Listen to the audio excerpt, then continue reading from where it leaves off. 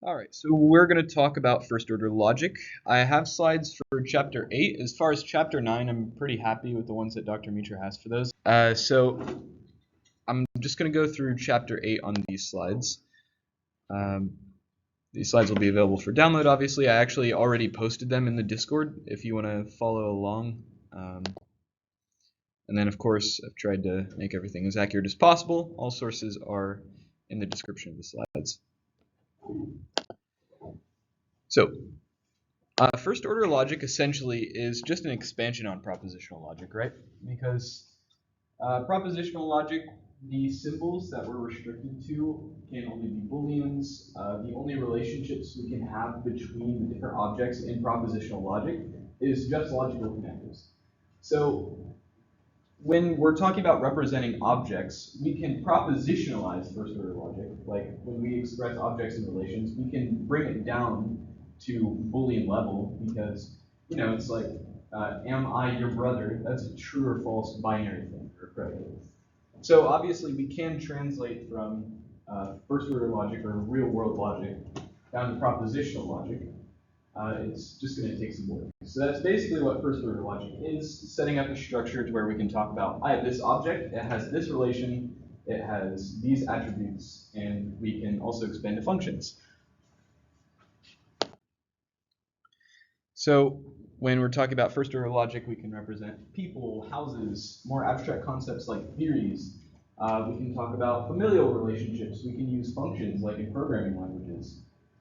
We can talk about attributes like color, for instance, whereas propositional logic is a lot more restricted to true-false values. So taking Wumpus World, for instance, with Wumpus World, if we're talking about whether there's going to be a breeze in any specific location, depending on the size of your board, usually Wumpus World is 8x8, so we have to have 64 rules as to whether there's breeze in any of the 64 spaces on the board. Each of them checking different variables to see if there's a pit in any of the adjacent locations. So 64 rules, each requiring possibly up to 5 variables that we're checking. Whereas with first order logic, we just say for all spaces, it will be breezy if there is a pit that is adjacent to that space. Right? So we can translate our 64 different propositional sentences into one implication in first order logic using some quantifiers and functions and logical connectives that are still from propositional logic, which we'll get into. Because at the end of the day, you can translate this down to this. It's basically equivalent, but a lot of first order logic is not only establishing a language to communicate this, but also to basically make a way to bring it into this without having to use all of this. So making more powerful sentences and making them run more efficiently than the propositional logic alternatives. Yeah. So for all y that are breezy, is what that's saying. For all y that are breezy, there is at least, for all y that are breezy, there's at least, there's either a pit or they're adjacent to a pit. So this is the universal quantifier. So, oops. Okay. Are you recording, by the way? Yeah. Okay. Basically, so the universal quantifier is saying for all objects in the domain. So not necessarily just breezy objects, but it's saying for all objects in the domain, y being the placeholder for every object. Then it's an implication relationship saying if the object is breezy, so if the space is breezy, so that's the premise of the implication, the left-hand side, if this is true, then it is also true that there is A, so that's the existential quantifier, the backwards E. There is a space that is a pit and also adjacent to the breezy space. That's what that means. Okay. Should it have to be a biconditional instead of just a singular conditional? Because if there has to be a breeze when there's a pit, or does there not have to be a breeze when there's a pit? So typically with universal quantifiers, we want to use the implication relationship. Because for a universal quantifier to be true, it has to be true for all objects, right? And so if we use an implication relationship, that means if the space is not breezy, for instance, then it's still true, right? Whereas if we used a biconditional, we would end up with some of the spaces that are actually false, because not all spaces are real. Okay, so, well, if both are false in the biconditional, then it evaluates true. That is true as well. It caught me up when I was reading the book too. It also. Well, there might still be, because the right-hand side is an existential quantifier, right? It's the E. So it might still be that there is one pit. So in that case, the biconditional, the left-hand side would be false, and the right-hand side would be true. Because there would be one pit that is adjacent to that space, but it wouldn't be breezy on the left-hand side. Okay. Yeah. And we'll actually get into more. I have a whole lot on easier ways to think of universal and existential quantifiers. But this is just modeling reality. These are the different types of logics we have. We're focusing on first order logic. Let's get this set up. There we go. Yeah, we're focusing on first order logic. All right. So into the weeds of it. I don't want to represent. So if you look in the book and all the different terms and symbols and sentences and literals, there's a bunch of terminology that kind of presents first order logic as something completely distinct from propositional logic. But I'd rather us think of it as an expansion because we know propositional logic really well. So in propositional logic, we have a bunch of symbols, right? These are typically one capital letter, maybe with some subscript, with a true or false value, and we form our sentences with those. But in first order logic, these symbols are not only true false values. They could be objects, so they could be, people. And we call those constant symbols. Then we have relations. We call those predicate symbols. So these are relationships that always map to true or false values. They're binary. And then we have functions, which can return something other than true or false. So maybe you could think of it as an enhanced or a more flexible predicate. So for instance, a function could return an object. So in propositional logic, these are what our symbols are restrained to. And then we can move this on to actual objects, different statements, and then different functions, kind of like how I was talking about in programming, where we can check if something is even or not. So that would still be a true false. We have number of attributes, so that returns an integer. And then if x and y have a child, that is a true or false that's kind of defined by the second part. Yeah. When they say function, he doesn't really stress terminology, but when you say function, that can entail operations that correspond to object. Like modulus, you need to have a number object. The function can entail more operations than just Boolean, like Boolean comparison, that kind of thing. So just a function can return objects, numbers, true, false, Booleans. It can return anything within first order logic. And these are all symbols, just like Boolean symbols were for propositional logic. So first order logic also has terms, and terms are just referring to objects. So this may be a constant symbol like we were talking about, so actually just referring to the object itself. It may be a function which refers to an object. So the left leg of King John is King John's left leg, which is its own unique object. Or, for instance, we have variables that are used by quantifiers, so the universal and existential quantifiers that we were talking about, the variables within those may refer to objects. So those are also another possibility for our terms.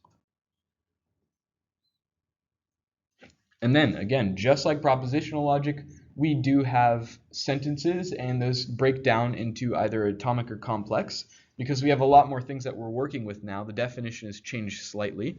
So an atomic sentence is just a singular predicate. You can think of that as 3 is greater than 2, 2 is greater than 3, term 1 equals term 2. This is just a single predicate that's going to return a single true-false value. This is the most basic building block. And meanwhile, we have a complex sentence, which could just mean, it could just be wrapping an atomic sentence in parentheses even. It could be wrapping an atomic sentence with a negation, putting that not on it to inverse it. Or it could be making a modification to a complex sentence. So you could negate a complex sentence. And of course, we could connect two sentences with our logical connectors here, which are from propositional logic, and or, implies, and bidirectional. And then, of course, we have quantifiers, which are their own complex sentences. Again, we'll get into those in a little bit. So this is just a breakdown on, basically you have your your Russian nesting doll of terminology here, as you have your initial large complex sentence. This whole thing is a complex sentence, and it's got a quantifier and a variable, and then within it, it's got a whole other complex sentence here.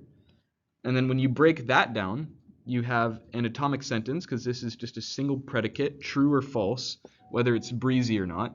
So that's an atomic sentence. It's a predicate. And then we have our logical connective here. This is the implies relationship. And then a whole other complex sentence, which itself breaks down into quantifier, variable, complex sentence. And you could keep going. But there's a lot of different terms that we use to refer to different parts of first-order logic sentences.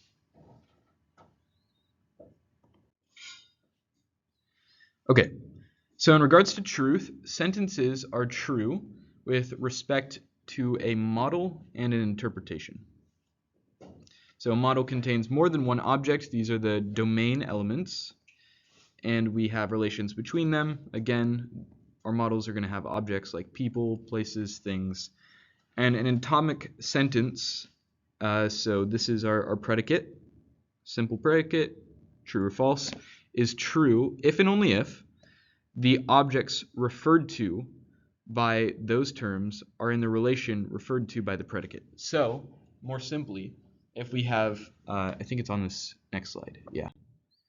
So, if we've got brother, Richard and John, so brother is our simple predicate, and then we have this whole model here. This is our first order logic model. And then we've got these two people, so this is Richard.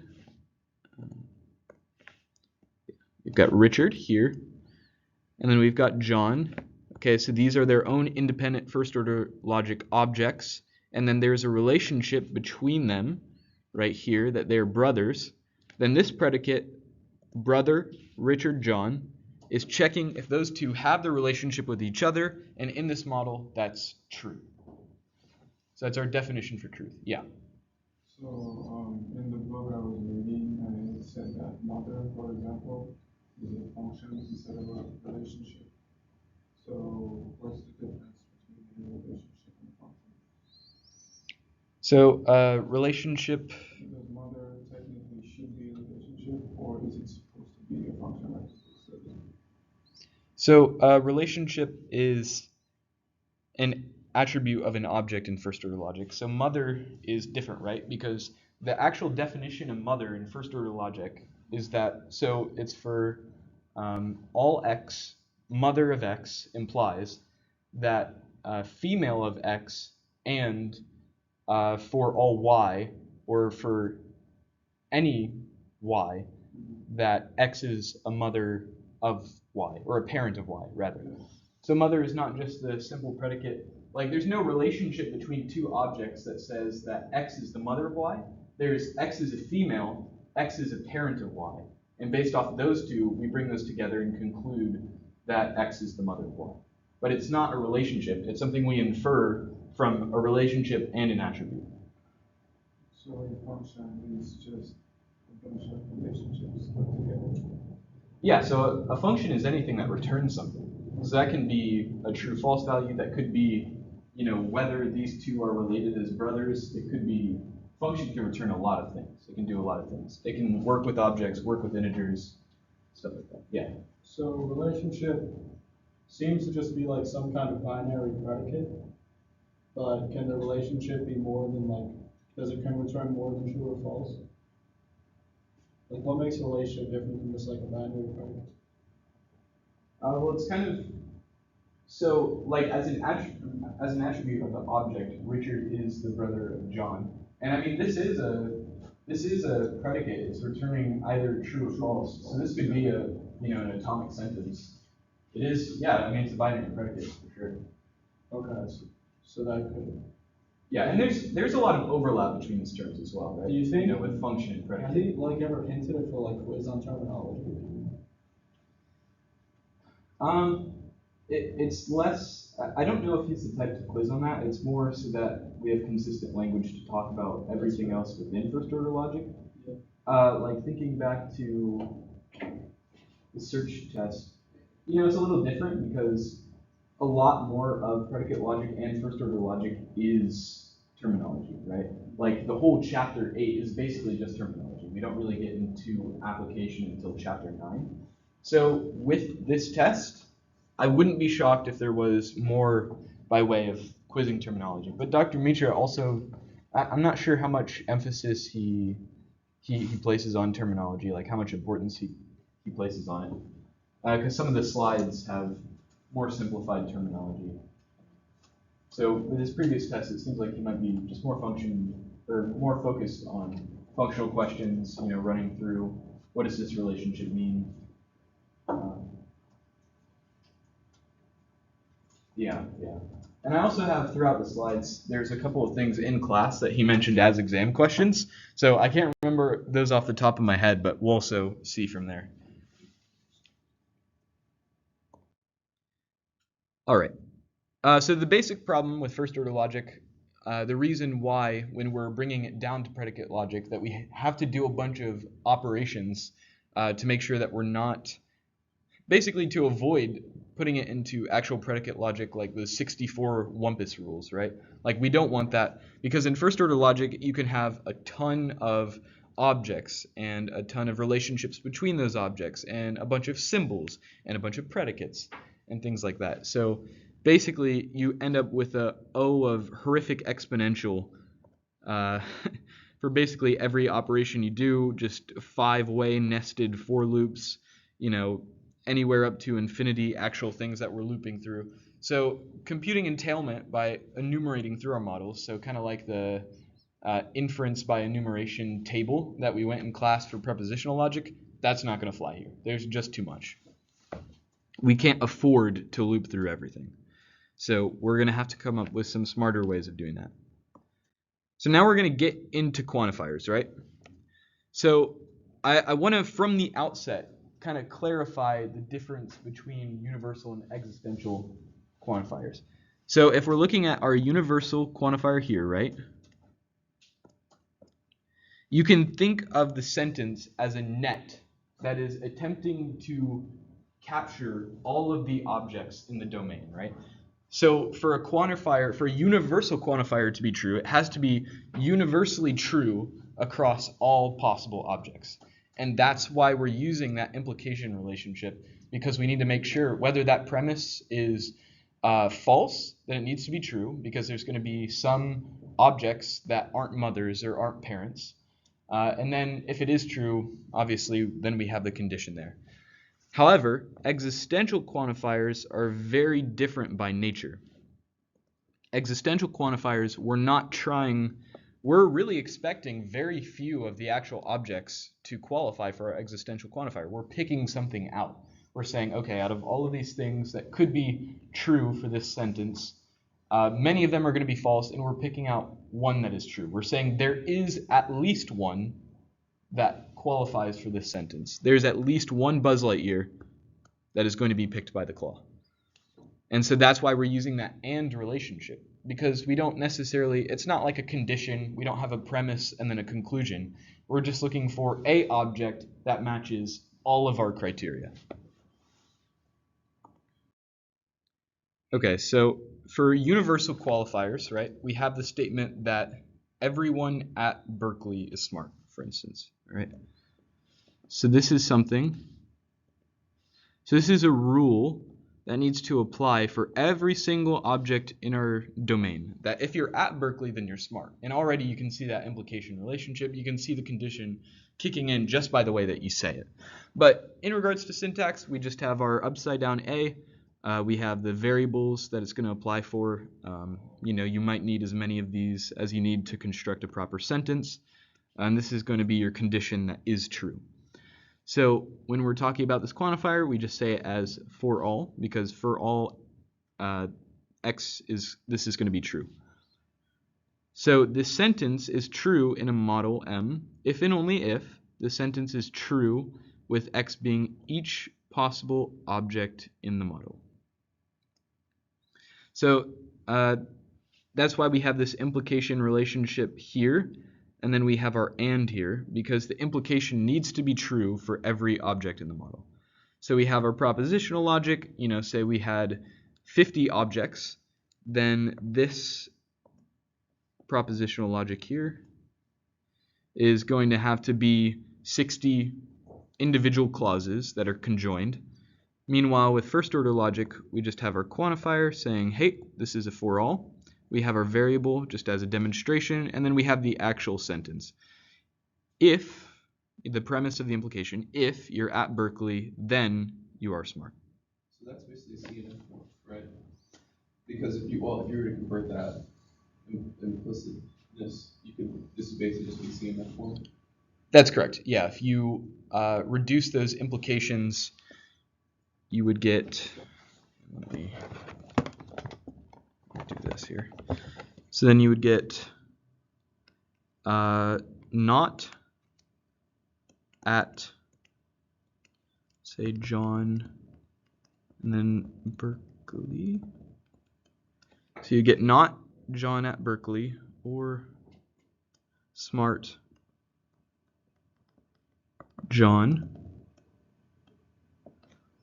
And then you would get and then all your other statements like that. So you could express it exclusively in ors, and then not. Yeah, so you can reduce it to CNF form. And you'll see for resolution for first order logic, we actually do this, I believe. Yeah. Right. So another example we're going to look at is for all king implies, so if someone's a king, then they're a person. We're going to look at that.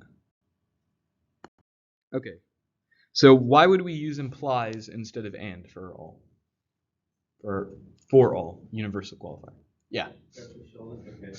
So universal quantifier, that because, for example, the Berkeley, if you were to say at Berkeley and smart, that means the person must be smart and they must be at Berkeley, which not every person in the domain, like we can assume, is not smart, all smart and all good at Berkeley. Right. Yeah. Correct. So basically, we can't ensure that that universal qualifier is going to be true. So this slide is kind of like that, right?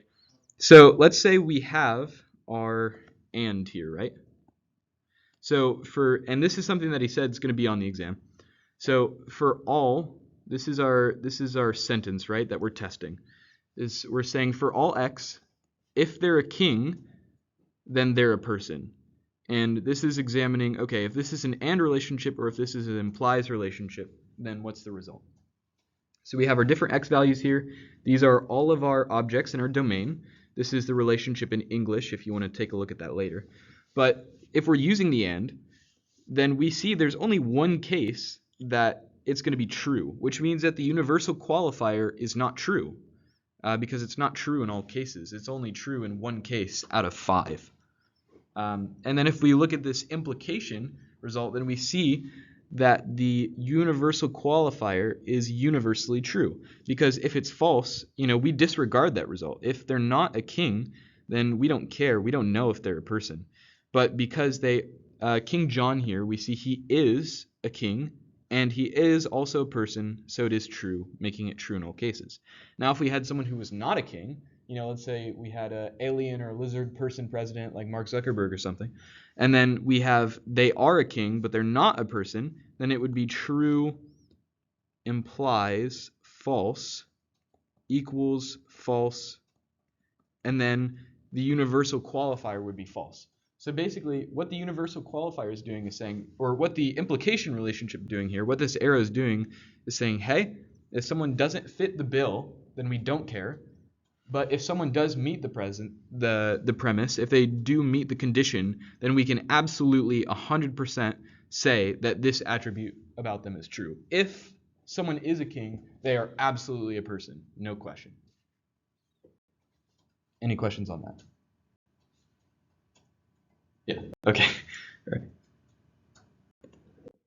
Okay, so next we're going to talk about existential quantifications. So now we're back to the claw, right? We're saying we're picking one out. There is someone that meets this sentence. If there's no one that meets this sentence, then the existential quantifier is false. So our example for this, someone at Stanford is smart. I don't know if this is some implication about the status at Stanford or Berkeley, but I digress.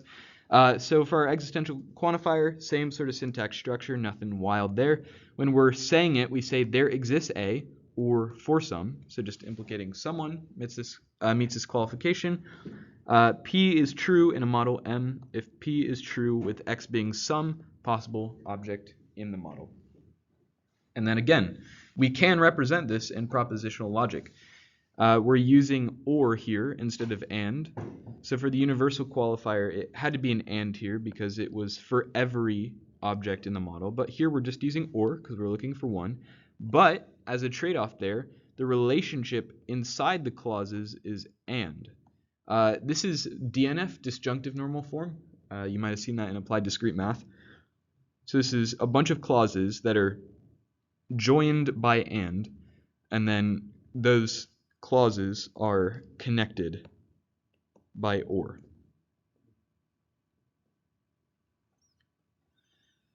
So another example we're going to go through here, there is a crown and it is on John's head because John is the king. So why and instead of implies?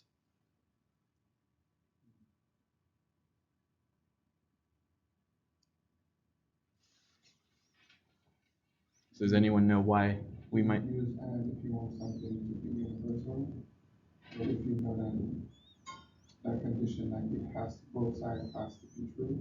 Yeah. For it to be true. Yeah, because we don't have a premise and a conclusion like in universal.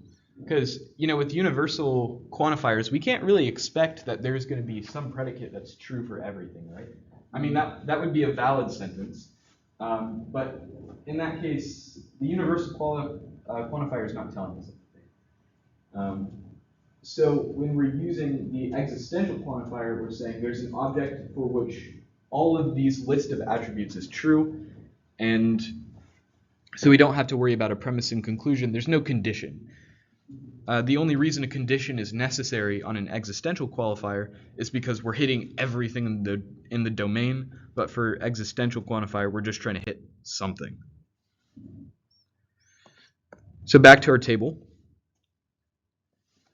In this case, we have it's structured the exact same way. So, for instance, if we had either an implies or an and relationship, if we had an implies relationship, then that means that the existential quantifier would always be true. Or I guess you could have, okay, so you could have a case where false equals false, right? So you could have something like that, but the existential quantifier would still be true because we're only looking for one. So unless everything in the domain had this exact relationship, true implies false, then the existential quantifier would still be true. So implies, you would think that imply would enforce a harsher condition on the existential quantifier, but it's actually not that at all. In the vast majority of domains, using the implies relationship on an existential quantifier makes it always true. So in this case, we see we have the crown. It is both a crown and it's on John's head, so it's true. So our existential quantifier is true because we have one that it is true in. And you could have multiple here. You could have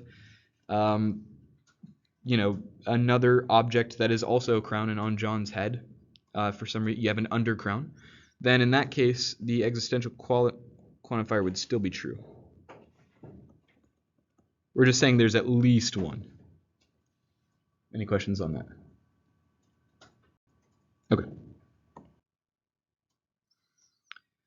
All right, and then some properties of quantifiers. So consecutive, same type quantifiers are commutative.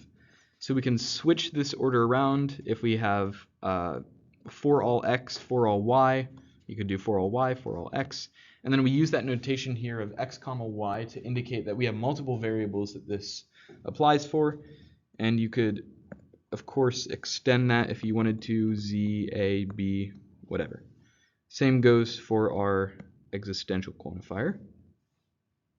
However, it does not work for different types of quantifiers, right? So it's not just like, because when I first saw this, I was thinking like, oh, well, if you have existential for X and universal for Y, and then, universal for X, existential for Y, it's like it changes it. Of course it does. But we're not even talking about that. We're talking about if you just have the same quantifier, same variable, and then you switch the order, what it means actually changes. And why might that be?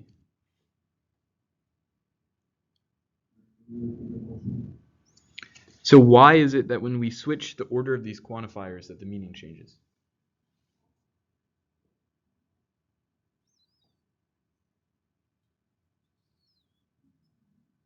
Yes. Because the definition of the quantifiers mean, basically because of the existential uses or, and the other one uses and.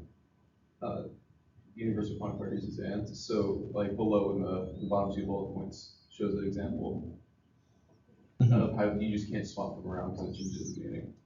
Yeah, so here's a question. Let's say these quantifiers were functions in a programming language, right? How many objects would the existential quantifier return? One. And how many would the universal return? All of them. Yeah. So it's a change of scope, right? Targeting all, going down to some, or some, and then you're targeting all, so it's just some, right? Does that kind of make sense? Any questions on that?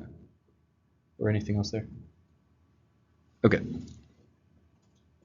So we have for all x, there is a y. And you can kind of think of these as like chained or nested, for instance.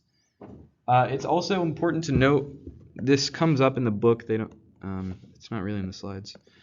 So if you have ax and then let's say true or ey something else, or maybe more accurately, just a function of x, right? This is completely independent. In that case, we're just looking for ay. So it's when they're together that there's that chaining relationship going on. But here we see everybody loves somebody. So this x here, this x here, this is everybody loves somebody. Because this is our universal, and then this is our selective. And for this one, we have there is somebody who is loved. So it's saying for everyone on the receiving end, everyone who is being loved, everybody with our universal qualifier, and then there is someone. So for every person, there is someone who loves them, someone who is giving the love, because this is a non-symmetric function. So that's why we have this that's why we distinguish here, because this is loves is a non-symmetric function.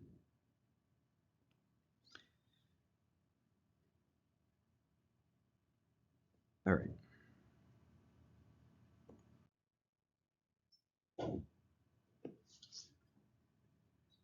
All right, duality and negation. This is going to be an exam question. He pointed this out last lecture, I think, because this shows up at chapter 9, slide number 44. So we have quantifier duality, right? You can express any quantifier using the other quantifier. So if we say everyone likes money, we can also say that there is not a single person, there is not one person who doesn't like money. For the second one, should we be a negation before the line? What? for the second one, should there be a negation there before the likes? Yes, there should. Yeah. Yeah. Okay. And then there's someone who likes tests for some reason, someone who hates projects and loves tests. Then we're saying that there is no one, that not everyone, more accurately, not everyone doesn't like tests. So we say the condition of not liking tests does not apply to everyone. So that means there's at least someone. And this should bring us back to entailment, right? Or resolution, for instance, where if we're saying that the opposite of a statement is unsatisfiable, then the statement itself is satisfiable. So it's kind of the same premise using here with the double negation. And then also the De Morgan's laws, which typically applies to, you got A or B, not A or B is not A and B, and not B, rather. Then we have not A, and B is equivalent to not A or not B, right? So that same thing applies to our quantifiers. And it kind of makes sense here, right? The way I think it's kind of like the not operation kind of propagates through the rest of it. So it's kind of like a wave. As the not operator works its way through here, not only does it flip the quantifier, but it also flips the actual sentence itself. As the not operator spreads through here, it flips quantifier and then flips the sentence itself. And, it's kind of intuitive. That's the essence of De Morgan's law, right? Because if we had, let's say we had not EX, A or B, then it spreads here and it turns this into an AX, and then it spreads here and then flips this. And through De Morgan's law, that actually propagates, and then we have not A and not B, right? So it's kind of like that not operator is waving through and affecting everything in its path. So that's, because De Morgan's for quantifiers just kind of feels less intuitive for me. And it kind of makes sense, right? For De Morgan's for these ones. Because it's kind of like you have that not operator, and then it propagates through, and then it flips the existential quantifier to a universal quantifier, and then it hits the sentence or the predicate, and then you've got double negation, and then it cancels out, and then it turns true. So, it's kind of, you can kind of infer it from common reasoning there. All right, any questions on that before we go into equality? Okay, cool. So for this one, equality isn't super complicated. It's something that they kind of note, so I just want to go over it. It says, from the book, equality symbol signifies that two terms refer to the same object. So that's kind of the difference between propositional and first order logic, is that in propositional logic we can just say, hey, if true equals true, then it's equal. Or if they're both true, then they're equal. With first order logic, it gets more complicated because we're working with objects. So let's say, for instance, to kind of demonstrate, let's say John is the king of Barovia, and we can say the king of Barovia equals John because they refer to the same object. But for equality here, so the kind of weird ways that can manifest, right, is 1 equals 2 kind of being satisfiable. Because in this case, what we're saying is x, so 1 equals, when we're checking if 1 equals 2, we're using this definition of x. So it's kind of self-referential in a sense. But if we're checking if x is equal to something, we're checking this statement. We're checking this sentence, right? So this is the definition. This is the times thing, right? So if the square root of x times the square root of x equals x for all x, which is a lot of variables, but it's basically saying, does the square root of 1 times the square root of 1 equal 1? True. Does the square root of 2 times the square root of 2 equal 2? Yes, true. So in that sense, they're equal, quote unquote. They're equal in respect to this sentence, to this definition of equality, it's true. So it's satisfiable. And then, of course, 2 equals 2 is valid. It's always true.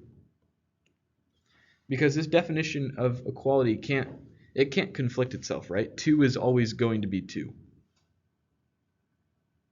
So what does that cross symbol, the multiplication symbol mean there? That's the times operator from just mathematics.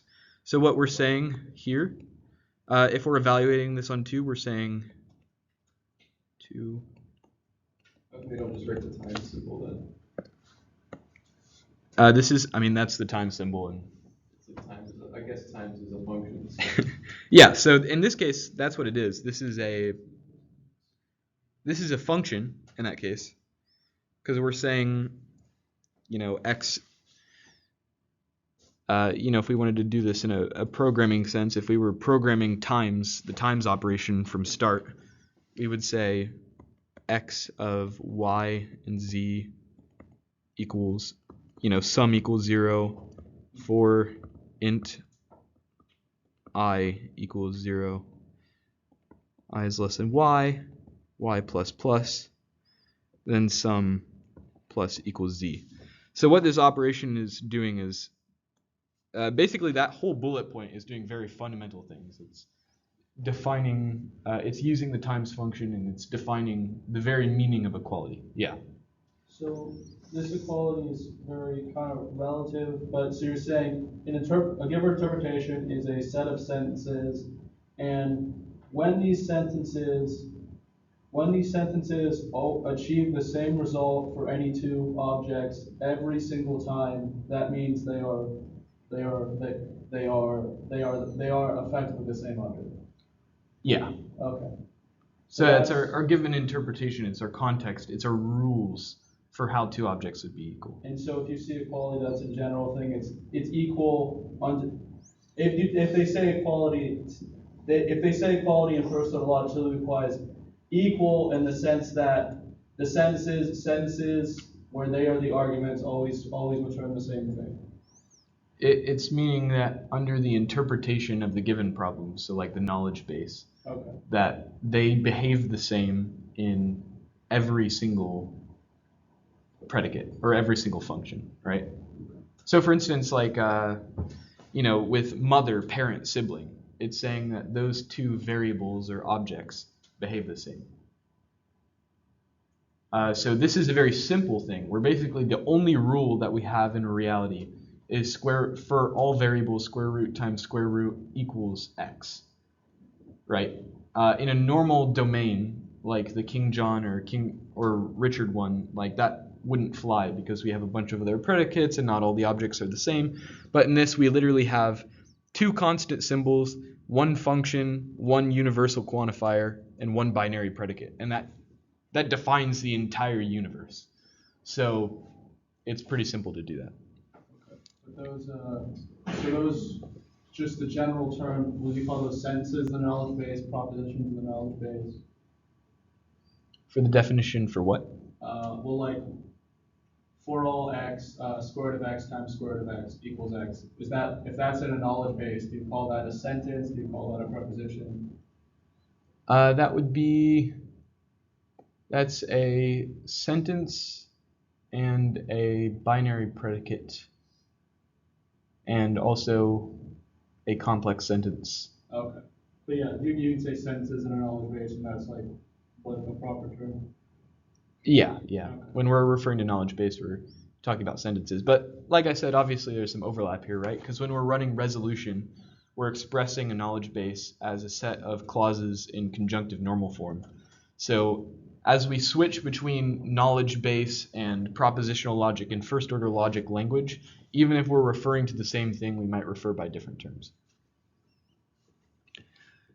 For sibling in terms of parent, this is just basically trying to break down what a complex sentence means here. So this is the definition of the sibling function. It's saying for all objects, x and y are siblings if, so biconditional, if and only if these are equal for all. If x and y are not the same, and there are two objects, M and F, that are also not equal, and then M and F are the parents of X and Y. Does that make sense? I don't want to spend too much time on it, but is there any confusion on that? Okay, cool. All right, substitution. These are, I forget, is this theta? Does anyone remember their Greek? I think that could be delta. That's the Greek symbol, so. I think that might be delta. Wait, no, delta's It's kind of like the one that looks like a cube or not. Oh, Hold up, I'm gonna look it up. I mean, if I don't find it, I'm just gonna call it O. But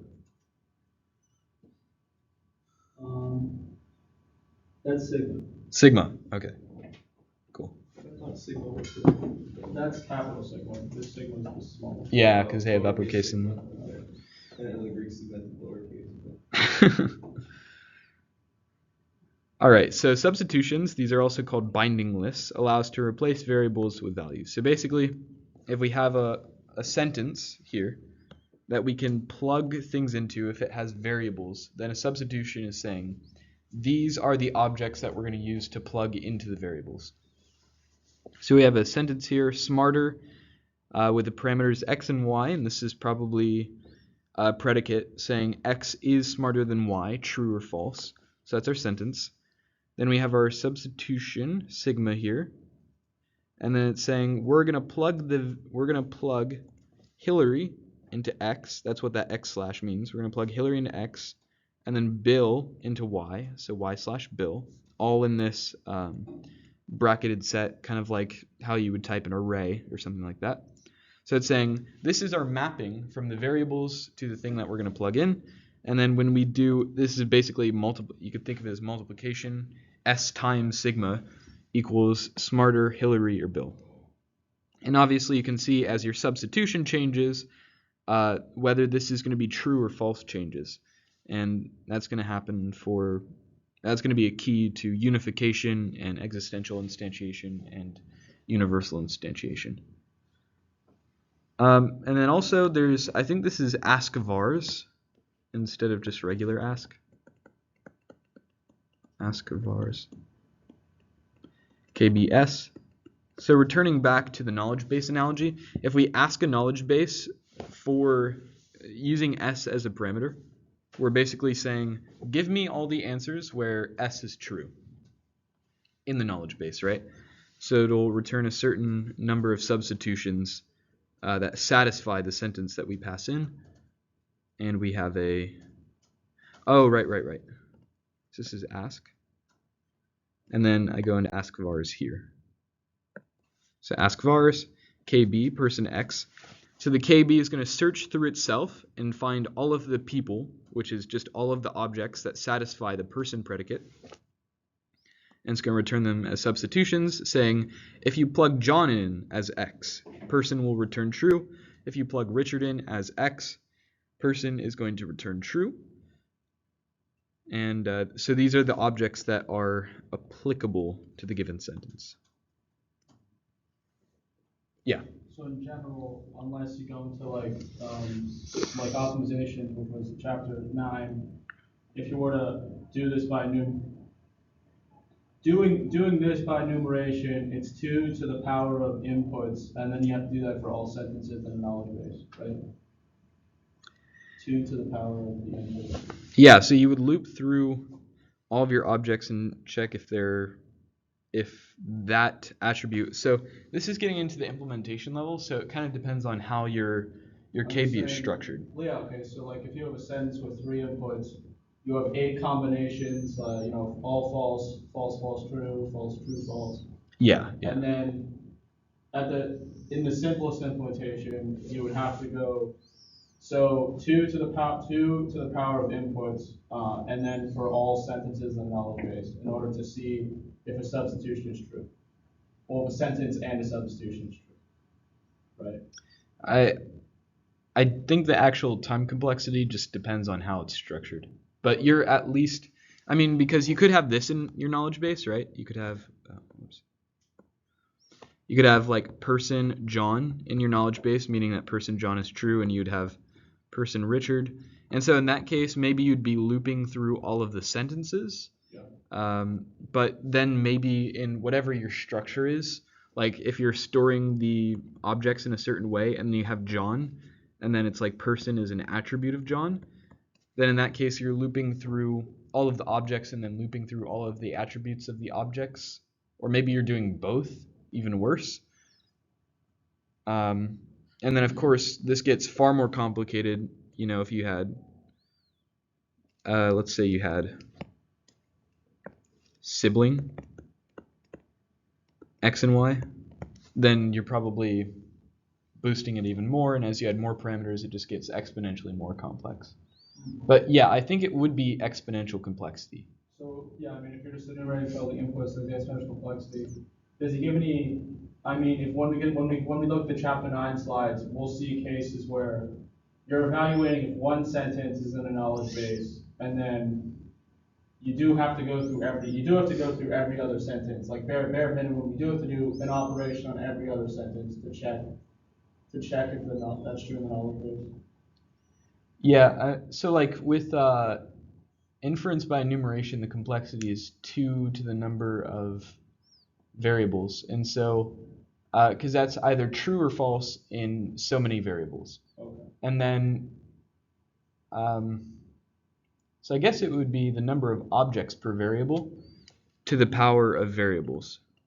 And the number of objects would be all of them. So it would be the number of objects in the domain times the number of variables if you're looping through every model.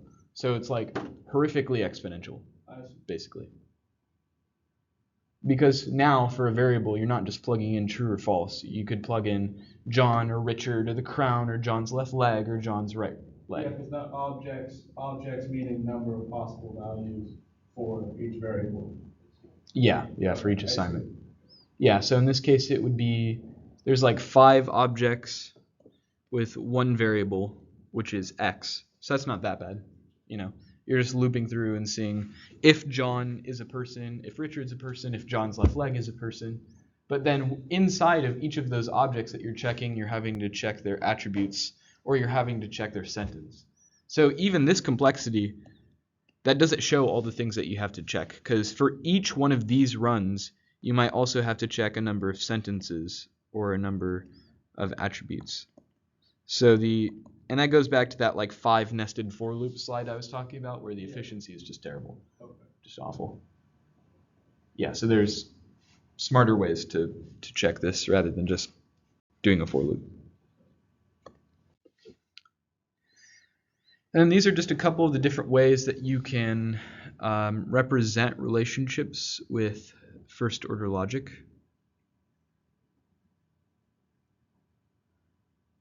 Let's see. I mean, this is mostly pretty intuitive. Brothers or siblings.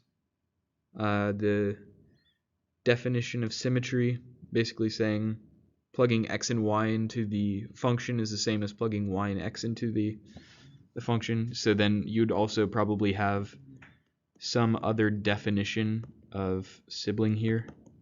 Sibling x and y, that would be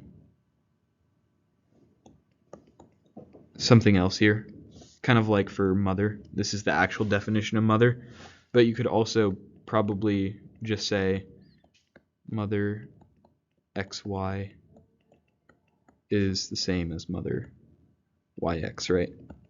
And then but that, I mean, mother is obviously not symmetric, so that wouldn't work. But if it was symmetric, then that's what you would do. You'd kind of have the actual definition of the function, and then the the actual definition of the function, and then the symmetric definition of the function. Yeah. That makes sense. I'm just wondering if there's like something in language which makes this. I'm noticing, yeah. So like all brothers are siblings. That's just an implication. So one directional arrow, and that's because if you're a brother, you're a sibling. But if something is a sibling to you, they are not necessarily your brother. Cool. Yes. But then we have a when we have something like one's mother is one's female parent, does that English sentence necessitate the bidirectional arrow? Or is that just like something we know by inference? One's mother is one's female parent. It's just saying the definition of being a mother. So if X is Y's mother, then it's saying the definition of that is that X is a female and X is Y's parent, right? Okay. So it is both an inference, but it's also, I mean, it's something that you can derive from those two statements being true. But it is also just the definition of being a mother, right? The English definition of someone being someone's mother is that X is the female parent of Y. So an is or something, an is relationship can be a double implies or just straight equality. But when we have the sentence brothers are siblings, that's a different question. Yeah, because the bidirectional, that's basically just stating logical equivalence, right? Yeah. So if brother, if we had brother and then bidirectional sibling, then in that case it would say every two pairs of people are also brothers, because we have this universal. So you could probably do this. There is a pair of brothers who are also siblings. There is one where this is true, but it's not true in all cases, because they could be X is the sister of Y, right? So that's why we have that one-sided arrow. And that answers your original question, Michael. So. Okay, I see. I wonder if there's any like trickiness here, because yeah, okay, so I mean yeah, all brothers are siblings. We can break that down into for all brothers, each brother is a sibling, and we know just intuitively that that's going to be one directional. Yeah. The third one we can intuitively know it's bidirectional, but I'm just saying, like yeah, so if we state the first one as for all brothers, each brother is a sibling. That is makes it sound similar enough to the third one. So this is really, I'm saying is these FOL representations, are they adding inherently more to what's being said in English based on like what we know about reality? Is this just a one-to-one conversion? Is what I'm saying. Because this could be a tricky question on the test. Yeah, because there is some kind of, I see what you're getting at, because it's not, like in this case we have one's mother is, yeah, because if you said a brother is a sibling, then that's true. But if you said a sibling is a brother, that's not true. So it's kind of adding more. Basically, in this case, it's saying if you flip these around, it's not true. And in English, based off the definitions of those words, we kind of know inherently that it's not true. Okay. But first order logic is kind of just expressing that. So I think the extra nuance, the extra detail that you're talking about lies in the definitions of the words, rather than the word that we're using to connect. Yeah, so this is contextual knowledge. It's not inherently true based on the connectives like is or are, that kind of. Yeah, and so you can see how we're moving in English, the context is within the definition of the words, and then here we're moving it from the definition of the words into the logical connective that we use to represent it.